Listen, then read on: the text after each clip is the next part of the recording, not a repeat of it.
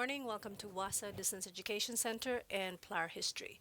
So we're into week 5. We didn't have a class on Tuesday, so that's why I think we had the office. Sorry, the office was closed because of the Truth and Reconciliation ceremony was happening at the beach there. So students can still register for IL courses at any time, but you have to complete the course on or before June 12th, 2026 or before August 21st. Okay, so just a reminder to students that as it is already week 5, you can still register for IL courses. So if you're also trying to sign up for radio Zoom classes, that's also fine because some of those classes are also on our YouTube for WASA Distance Education, which I will show you in a moment here. Students are also encouraged to call their teacher or their tutor marker. So if you're doing IL, we have 2 education counselors. We have Mary for PLAR, and we also have Michelle. Another reminder to students is that we will continue to do end of term draws for students who submit work during each term. So we'll have one for this term, 1A, then 1B, 2A, and 2B. So you submit work, your name will go into the draw. When you earn a credit, you will also be in the draw. Okay, so just remember that when you're submitting work, your name will go in twice if you submit work and you also earn a credit.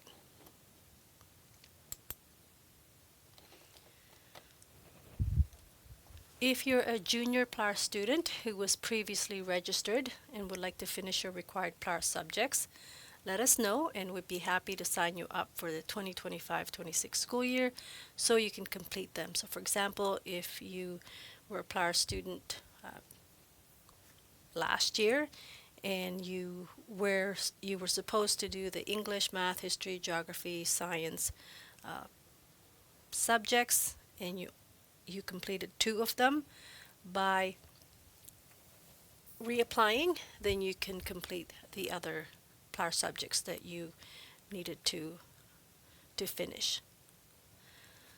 So PLAR stands for Prior Learning Assessment and Recognition. So if you are in the PLAR program, that means that you are missing credits for grades 9 and 10. So by doing PLAR, you are completing the required PLAR subjects, which will provide you with your equivalent missing credits for grades 9, 10. To be eligible for PLAR, so if you're a student or if you applied, you have to turn 18 on or before August 31st of the current school year, and you have to have fewer than 26 credits. Okay, so just remember that. So if you're already 18 and up, then you qualify for sure and you have fewer than 26 credits. But if you are a student who's not 18 yet, you have to be 18 on or before August 31st of this school year. Now, since some of you were with us last time with WASA, we've made some changes to PLAR. So if you were in the PLAR program maybe 3 years ago or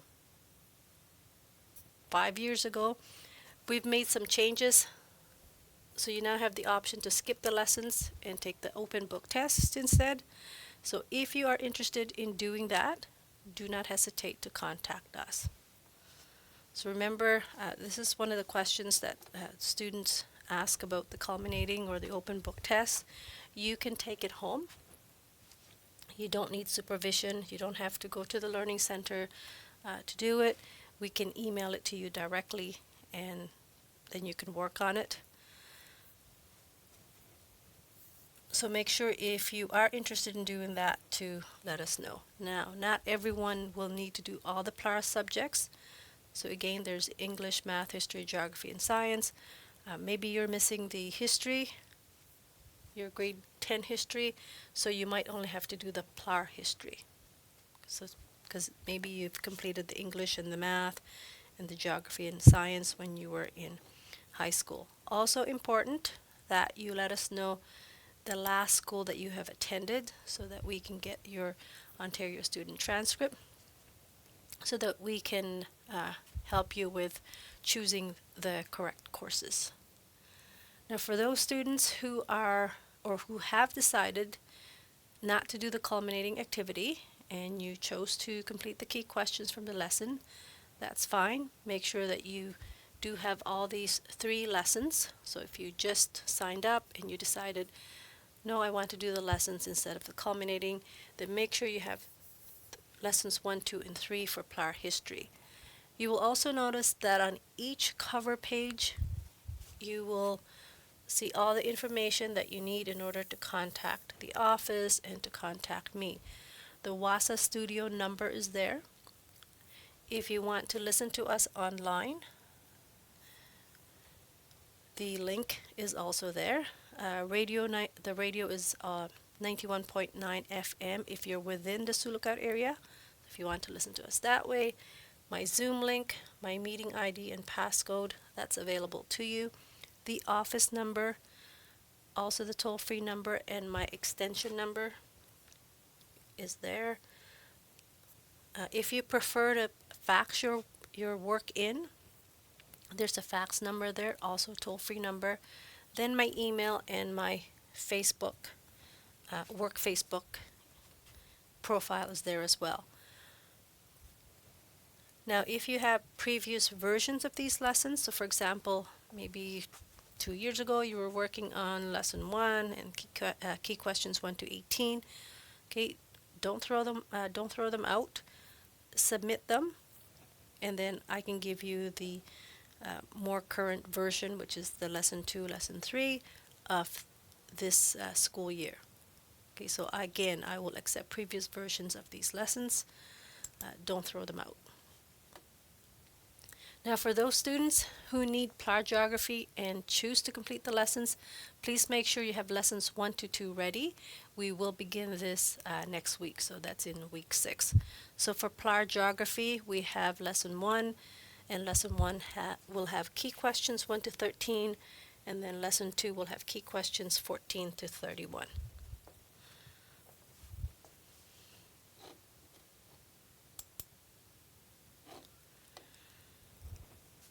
So looking at the mark sheet for PLAR history, again, you might have completed up to key question 26 and then decide that, hey, I can do this. So that's fine. You can still say, I want to do the culminating now. I'm not doing key questions 27 to 41. Okay, that's still your choice. So you can stop completing the key questions if you want to do the culminating. So far we have, or we did complete as far as for key question, as far as key question 36. So we're in lesson 3 now. So we're almost finished. So we only have key questions 37 to 41 left to complete. Then once you complete the key questions, so if you're following this format, then you can ask for the culminating activity. And again, if you don't want to do it that way, you can go straight ahead with the culminating. This is what the mark sheet looks like. 3 sections that you have to complete. Section A, so for this version, is about women and work. Section B is about Canada and World War I. And Section C is about French-English relations.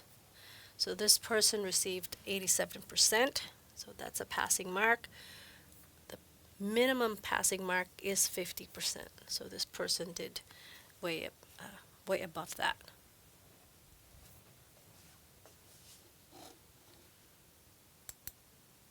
So here is our YouTube channel. Again, all the new Term 1A classes from our Radio Zoom timetable is being uploaded.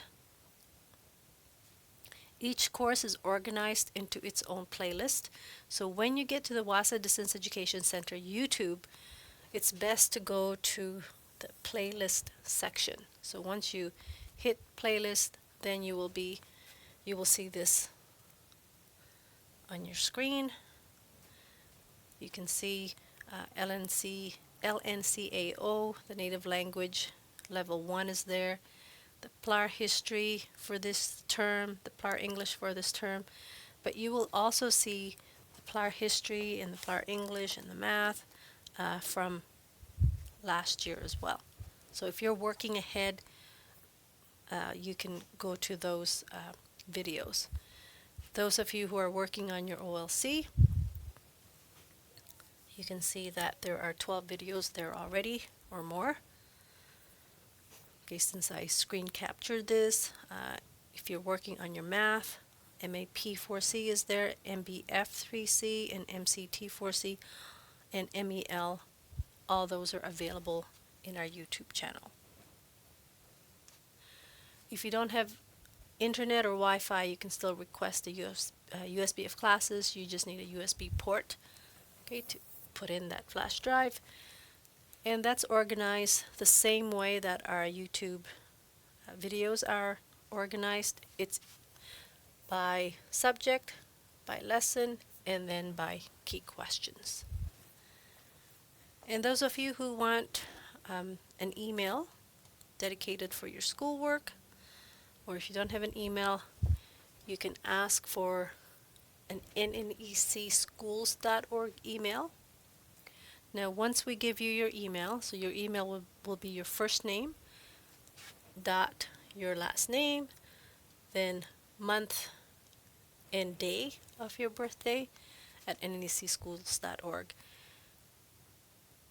So once you try to open that account, it's very important that you sign out of all your accounts. Okay, we get this quite often, students not being able to get in there because they're already signed in. So make sure you sign out first, and then you can add another account, and it should let you in. If you're having any problems or if you forget your password, we can reset it for you. Okay, finally, once you get your key questions, or maybe you've decided to do your culminating, you have to submit those for marking. Lots of ways to do that. You can use your iPhone Notes app. You can either scan it, so scan each page of your work, hit save when you're at the last page, and then you can email it to the teacher. You can take a photo of it. A lot of students are doing this. They're taking a photo or scanning their work and then sending it through us through Facebook Messenger. Then we print it from this end.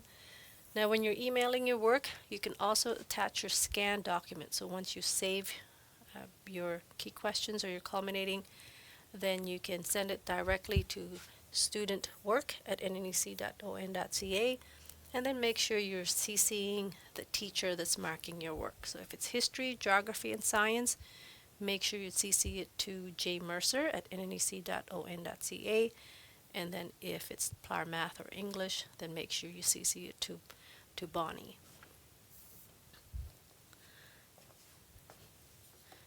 You can also share your work with us through Google Docs. So if you have a Google document and you're working on it, you can click on the share button. So that might be on the top right. Now if you're working on your laptop, you will see a lock button. If you're working on your phone, okay, you will probably see a plus button, and then it's like a little person or icon of a person there. So it's different when you're using your phone or when you're using your laptop. When you're sharing it, you can choose the setting. You can choose editor if you want us to be able to interact with your document. So for example, if you want us to be able to type in the comments, or if you just want us to see it, so keep this setting on view. That means we can see it, but we can't edit it. Okay, and then you can click send to your teacher, and then we will then have access to your document. A couple more options here. You can have your DEC scan or fax it for you, or if you're in Sioux Lookout or you live around Sioux Lookout, you can drop it off at 74 Front Street. We still have the WASA outdoor mailbox. Just make sure you put your name on it. And if you have other concerns or questions, again, don't hesitate to contact the office or contact me.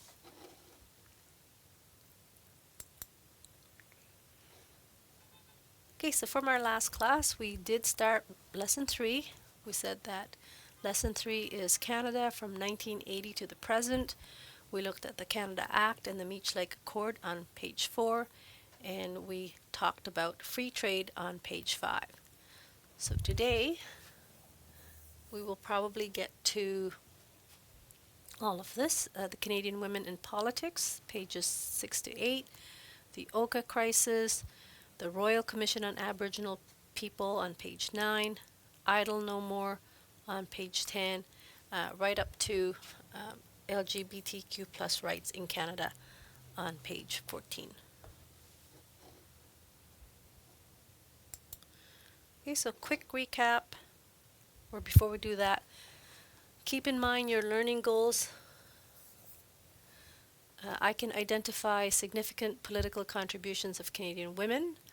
I can describe significant events in the relationship between Indigenous peoples and the Canadian government, and I can explain the impact of 9/11 on Canada.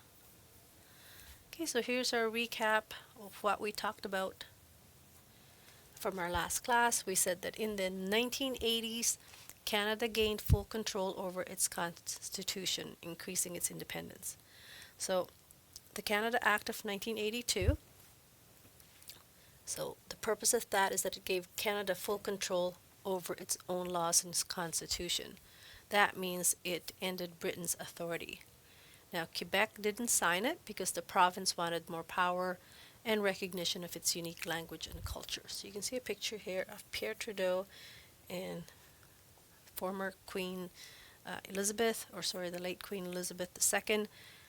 That was on April 17th, 1982, signing proclamation of the Constitution.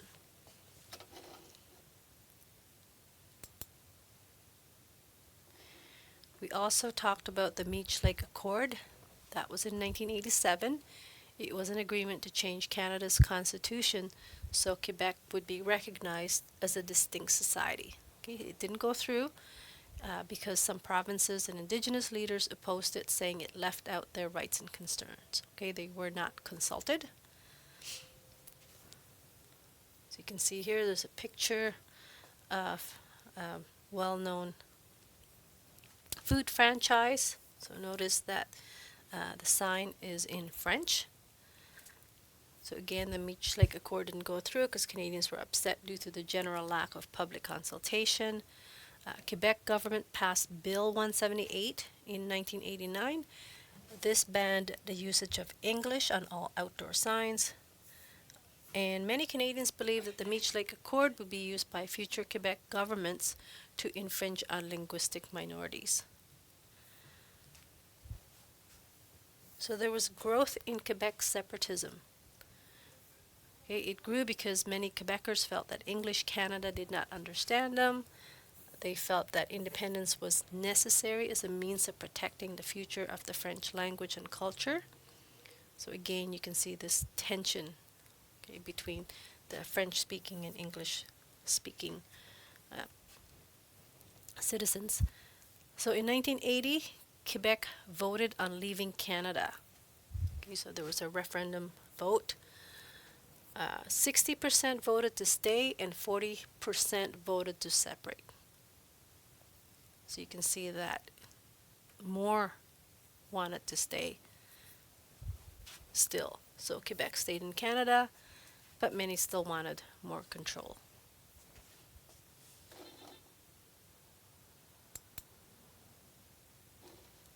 Okay, then we talked about free trade and the World Trade Organization.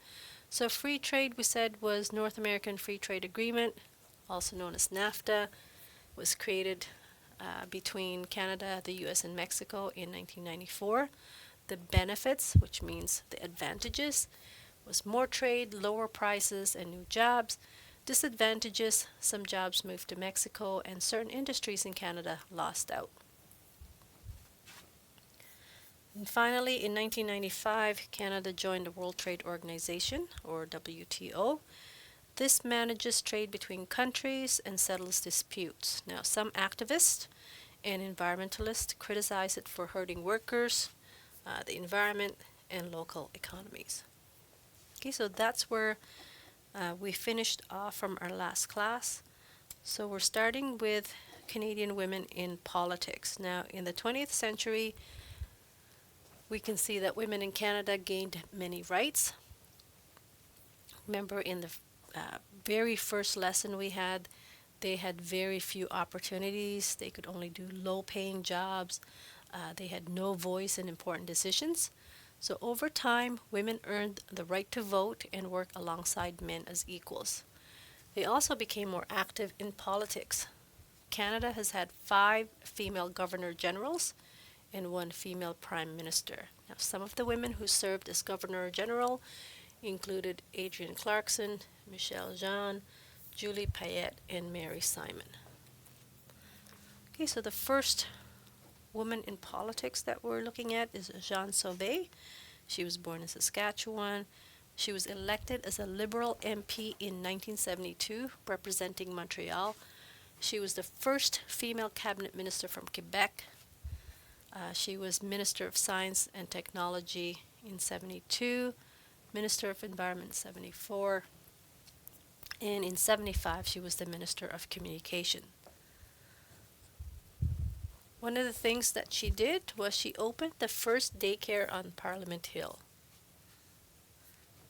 Okay, so that's significant. She was the first female Speaker of the House of Commons in 1980, and she became the first female Governor General of Canada. So it's a 4-year term. It's from 1984 to 1990.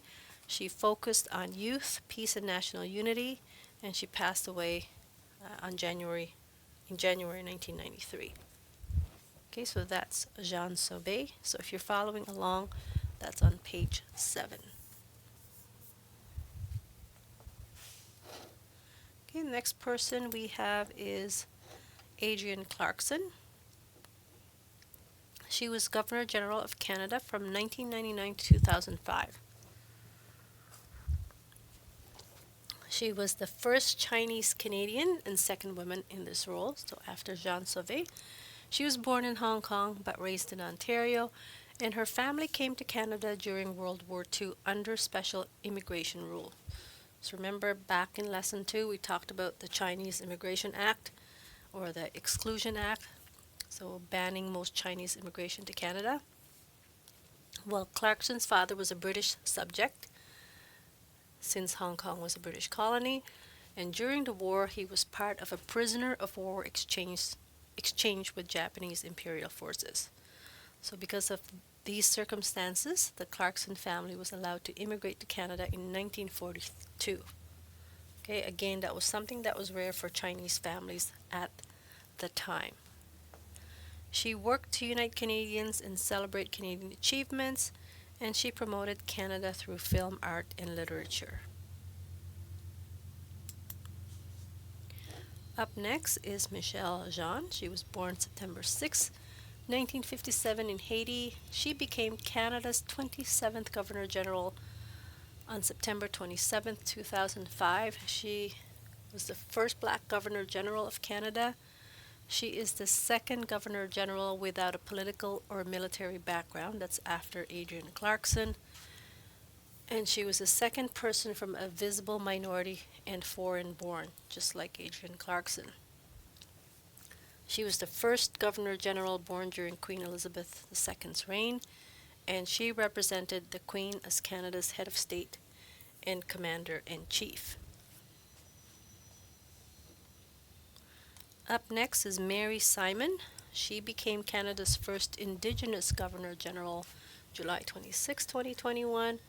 She is the 30th Governor General since Confederation. She was well known for her work on Arctic and Indigenous issues. She advocated for Inuit rights, youth education and culture, and she helped negotiate the 1982 patriation of the Canadian Constitution, and she played a key role in protecting Indigenous and treaty rights in Canada's laws. Okay, she also served as president of Inuit Tapirit Kanatami, or ITK. That's a national organization that represents Inuit people in Canada. She did that from 2006 to 2012, And then in 2008, she responded on behalf of Inuit to Canada's formal apology for residential schools. She founded the Arctic Children and Youth Foundation, and she chaired the National Committee on Inuit Education until 2014.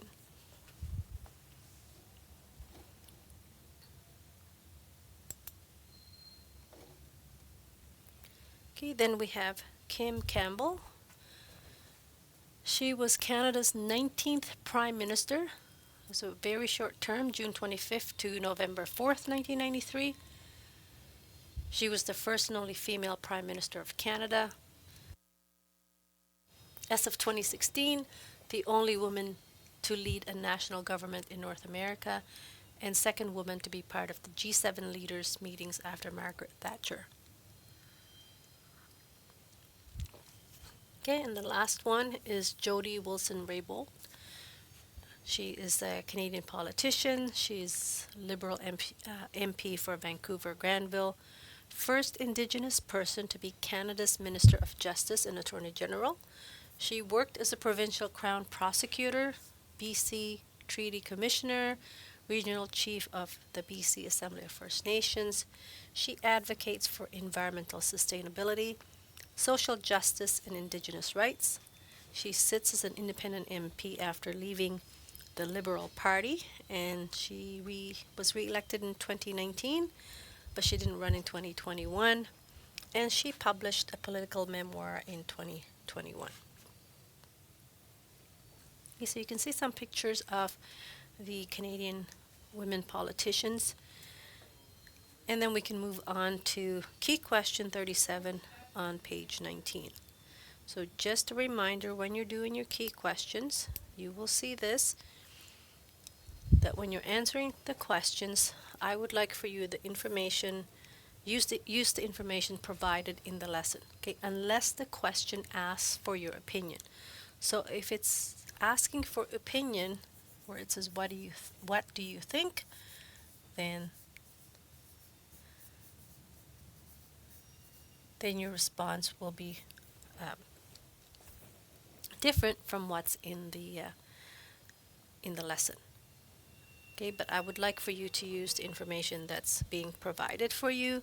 I don't want you to use the internet or Wi-Fi to search for your answers. You can actually lose marks if you're adding extra information from online sources. Okay, I'd like for you to be reading the lessons.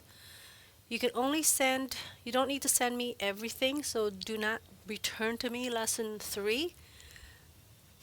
Return pages 18 to 20, or if you're taking pictures of your assignments or your key questions, then take pictures of these pages. If you're using extra paper, so again, take a picture of that.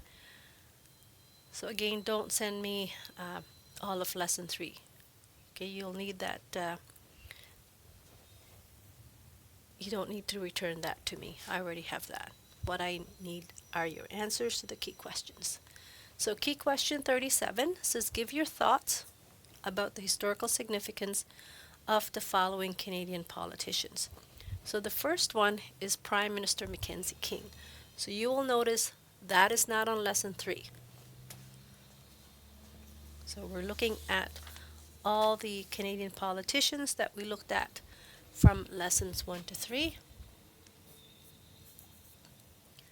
So what did this person accomplish? Why is this person a significant historical figure? So going back to Prime Minister Mackenzie King, if you can remember back in lesson 2, a couple of things that he did, okay, for Canadians. So I'll help you out here. Remember, he introduced the Unemployment Act.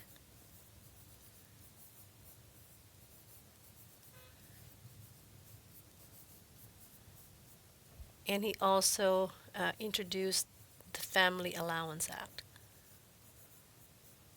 And you can write something brief about these. So you might say, well, he introduced the Unemployment Act to help out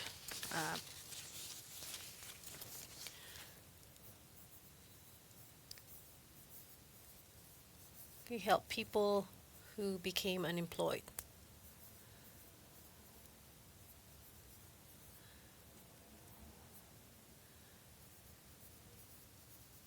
So you might something like that. And then the baby bonus or family allowance, also known as the baby bonus, helped Canadians cover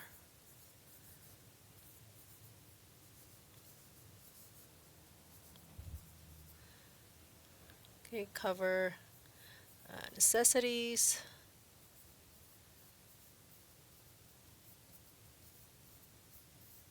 So we had food, clothing, shelter, etc. Okay. Prime Minister Trudeau. So again, if he might not be in lesson 3, but we did talk about the Canadian Constitution. So, sorry, he is in lesson 3. So he helped Canada gain control of Constitution. And then after that, you can see here Governor General Adrian Clarkson, Jody Wilson-Raybould, and Governor General Mary Simon. So just write something brief about the following people. Okay, so I helped you out already on the very first one there with Prime Minister Mackenzie King. Okay, let's continue on with our next topic, which is the Oka Crisis. So that was a tense 78-day standoff between the Mohawk protesters. So at the start of the 21st century, so if you're following along, you can turn to page 10.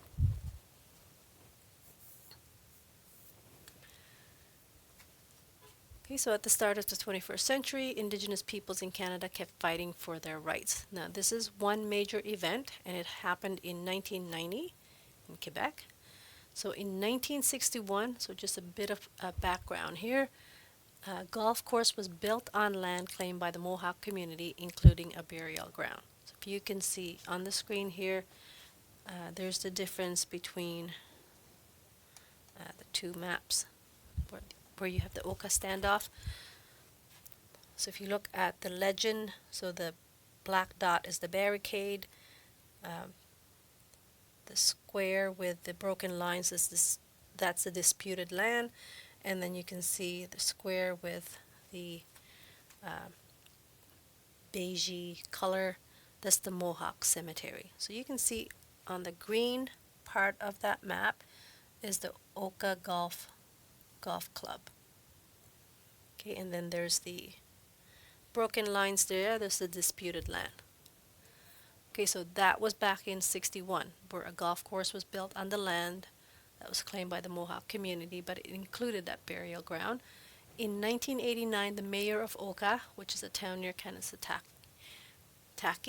decided to expand the golf course to 18 holes and also build condominiums. In 1980, so the community in Quebec, where we have the Mohawk protesters, built a barricade to block road access to protect their land. So now you can see on the right-hand side of the map where the barricade is. So there's the barricade, okay, to block it off. And here's another one. So the mayor of Oka asked the provincial police force to remove the blockade. When the police attacked, gunfire broke out and the police officer was killed. So it is still unknown who fired the shot. The army took over from the police, and in September, negotiations led to the Mohawks peacefully surrendering. Okay, so that's a timeline of the 78-day standoff between the Mohawk protesters. Okay, so why was this significant? Well, the Oka Crisis was covered in the news, making more Canadians aware of Indigenous rights and land issues. People across the country held protests to support the Mohawks, and the events showed that land disputes can lead to conflict if they are not settled fairly and on time. Okay, so you can see some pictures from the Oka Crisis there.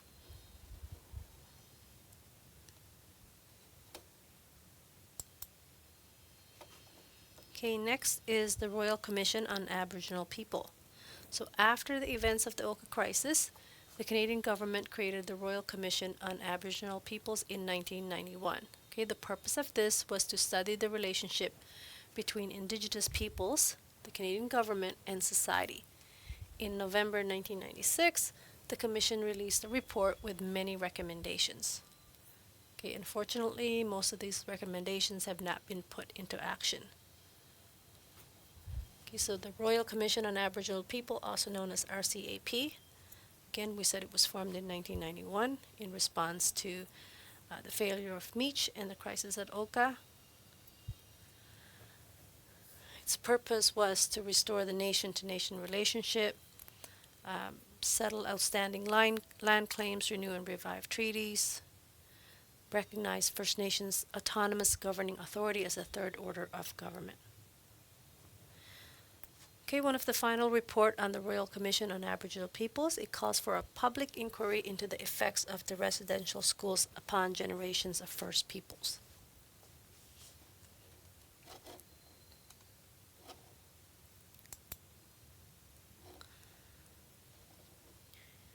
Okay, on page 11, you will see the heading for Idle No More.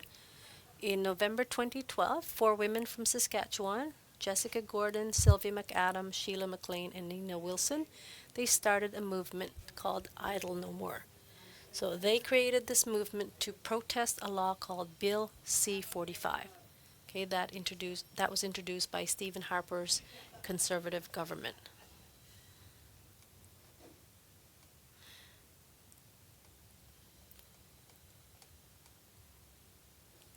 Now you notice there's an asterisk on Bill C-45.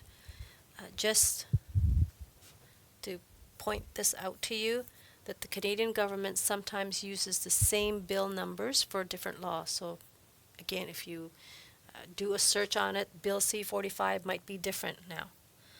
Right now, Bill C-45 is used for laws about cannabis and changes to the Controlled Drugs and Substances Act, the Criminal Code, and other laws. Okay, so not all bills become law. So if a bill doesn't pass all the steps in Parliament, it's said to die on the order paper. However, a bill that has died can be reintroduced with a new number in the next session of Parliament. So if you see that Bill C-45 is not the same as we're talking about here, that's why. Okay, so for what we're talking about today, October 18th, 2012, Bill C-45 was introduced in the House of Commons. It is an omnibus budget bill that includes changes. Now, omnibus just means it's fairly large budget that includes changes to the Indian Act and limits protection over waterways to only a few lakes and rivers. So these women were worried that this law would make it easier for the government and businesses to approve projects like pipelines without checking the environmental impact or consulting First Nation communities. Okay, they made people aware of this by using social media to voice their concerns. They did rallies, protests, teach-ins, and flash mobs, and the movement quickly grew, including events across the country. The movement also gained international attention for Indigenous rights. So you can see a picture of the 4 women there.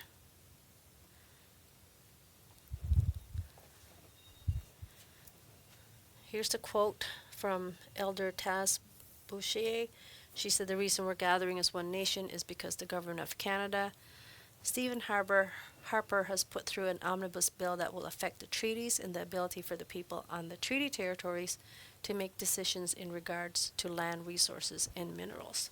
So the significance or impact of Idle No More, it attracted supporters from Indigenous and non-Indigenous communities in Canada and internationally. Rallies and round dances were held not only in Canada but also in the US and overseas. Idle No More website, 50 events took place on January 28, 2013. the Idle No More World Day of Action, including 25 in Canada and 20 in the US, as well as rallies in London, Paris, and Greenland. So again, the significance is it helped to motivate the Indigenous community and stimulated discussion of these issues within the broader community.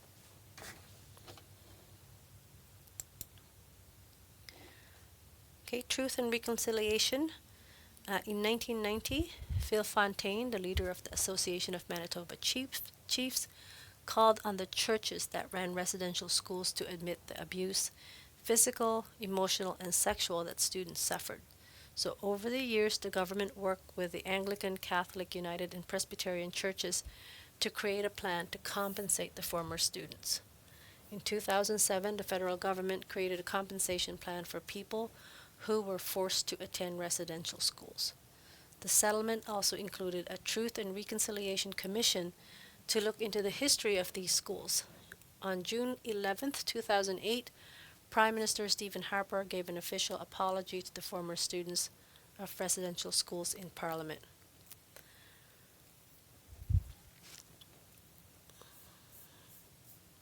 So the Truth and Reconciliation Commission received 6,750 statements from witnesses.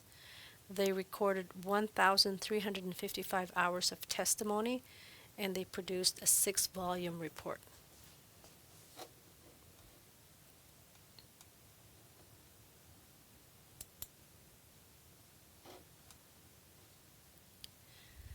Okay, so what they did there was they listened to the stories of residential school survivors, their families, and others affected by the residential school system. The TRC also aimed to educate the public about residential schools and what happened to survivors, their families, and communities. In 2015, the TRC released their What We Have Learned report and 94 calls to action for the government and all Canadians. In the report, the Commission defined reconciliation as building and keeping a respectful relationship between Indigenous and non-Indigenous people. For reconciliation to happen, people need to understand the past, recognize the harm caused, make up for the wrongs, and take action to change behavior. So the Commission also published a 6-volume report, as I said earlier, on the residential school system in Canada, which was funded by the settlement money received by the survivors.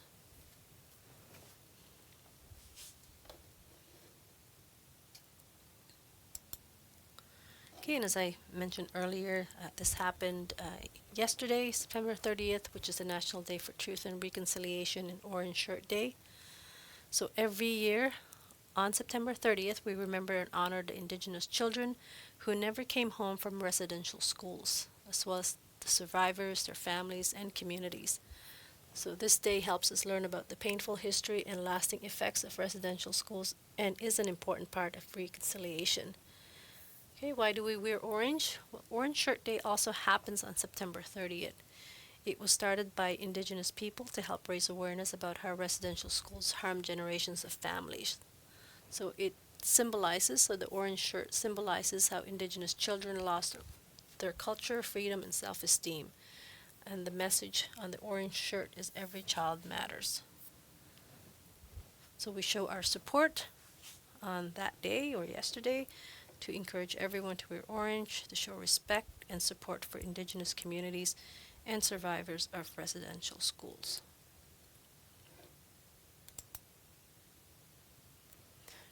Okay, in your book you can check this out on your own. It just shows you a timeline on some of the significant events for Indigenous peoples in Canada from 1980 to the present. Notice Bill C-31 was passed to remove gender discrimination from the Indian Act and to give Indigenous bands the power to decide their own membership.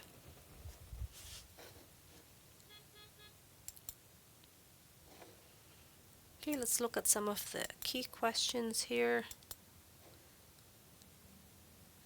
Key question 38.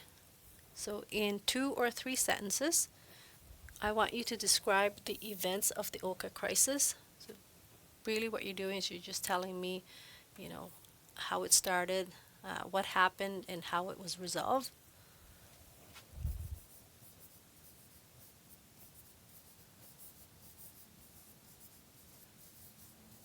Okay, so just briefly, key question 39, who founded the Idle No More movement? So you can give the list of the people who founded the Idle No More movement.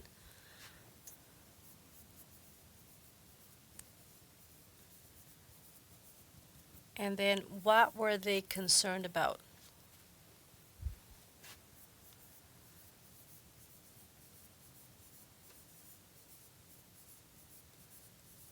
So you tell me, what were they worried about?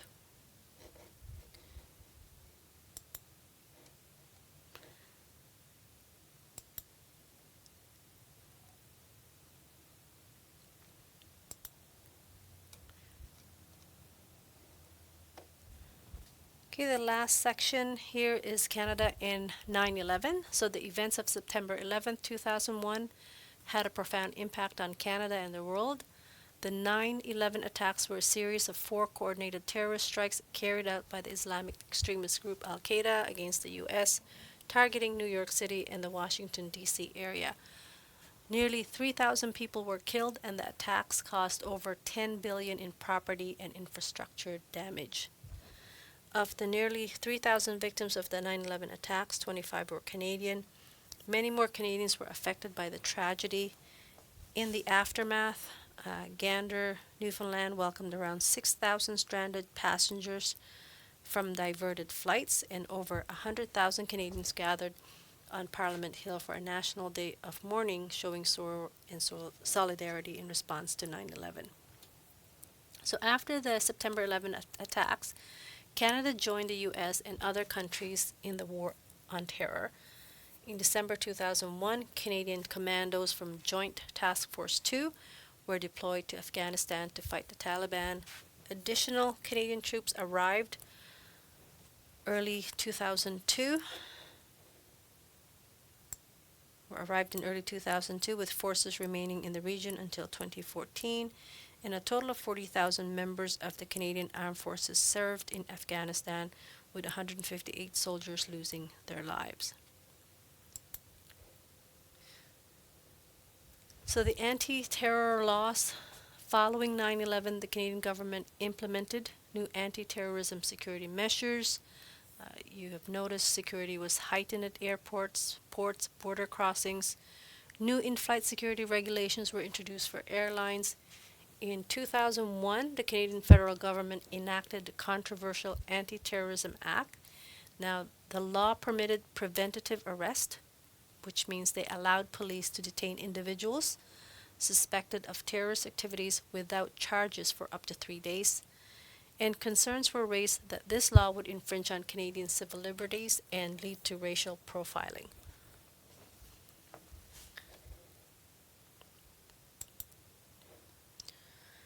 Okay, another bill, which is Bill C-51 in 2015, was introduced to enhance information sharing among Canadian government. The bill aimed to ensure safer transportation services and again allowed law enforcement to arrest individuals suspected of planning terrorist attacks. What it does is the government wanted a bigger role in national security to prevent possible dangers before they happen. But this was controversial because critics and civil rights groups say it treats peaceful protests as security threats.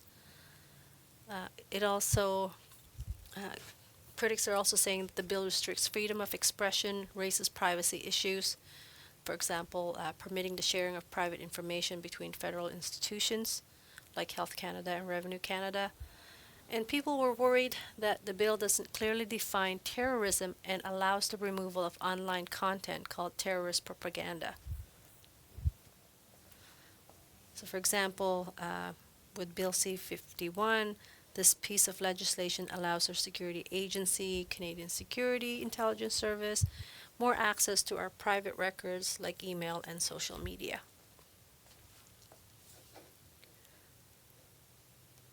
Okay, so we're going to stop here, and what you can do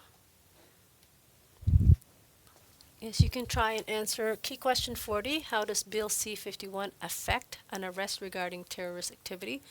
So what we're looking here is the effect, okay, regarding So an arrest regarding terrorist activity.